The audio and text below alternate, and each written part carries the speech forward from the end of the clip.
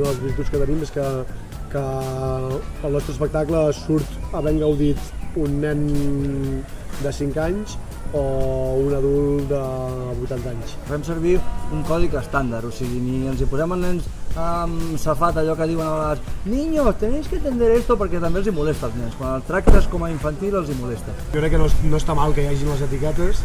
Nosaltres, per exemple, quan és només nens o és només adults no acaba de funcionar. Quan és tots, funciona. Vull dir que és guai que posi familiars o tots públics.